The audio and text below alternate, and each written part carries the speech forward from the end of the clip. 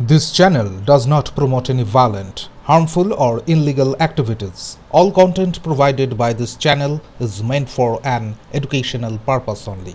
বর্ধমান স্টেশনে 21শে জুলাই উপলক্ষে সহায়তা ক্যাম্প, নেতৃত্বে বিধায়ক খোকন দাস। 21শে জুলাই শহীদ দিবস উপলক্ষে বর্ধমান দক্ষিণ বিধানসভা কেন্দ্রের পক্ষ থেকে সহায়তা ক্যাম্প খোলা হলো বর্ধমান রেল স্টেশনে। বিধায়ক খোকন দাসের নেতৃত্বে এদিন তৃণমূল কর্মী সমর্থকরা ধর্মতলার উদ্দেশ্যে ট্রেনে রওনা দেন। সোমবার সকালে ডাক দিয়েছে দিদি ভাই, ধর্মতলায় আমরা সবাই, এই স্লোগানে মুখরিত হয়ে ঘাসফুল পতাকা হাতে হাজার হাজার কর্মী সমর্থক কলকাতার পথে রওনা হন। দূর দূরান্ত থেকে আগত কর্মীদের যাতায়াতে কোনো অসুবিধে যাতে না হয় সেদিকে লক্ষ্য রেখে খোলা হয়েছে এই সহায়তা ক্যাম্প। ক্যাম্প থেকে কর্মীদের হাতে তুলে দেওয়া হয় তৃণমূল কংগ্রেসের ব্যাজও। বিধায়ক খোকন দাস জানান, যাতে কর্মীদের যাত্রা নির্বিঘ্ন হয় এবং কেউ অসুবিধায় না পড়েন সেই ব্যবস্থাই করা হয়েছে। পাশাপাশি বিশ্রামের সুযোগও থাকছে ক্যাম্পে।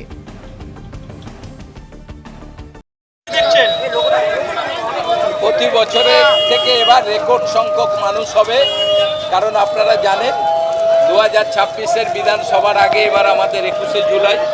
এই 21শে জুলাই আপনারা দেখছেন সকাল থেকে এই বর্ধমান স্টেশনে হাজারে হাজারে মানুষ ধর্মতলার উদ্দেশ্যে রওনা দিচ্ছে।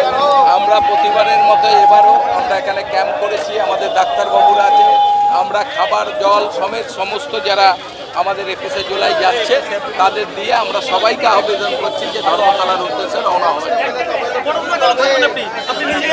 আমি নিজে সুপারে যাব, তার আগে যত লোক আসবে তাদের আমরা এই পরিষেবা দেবো।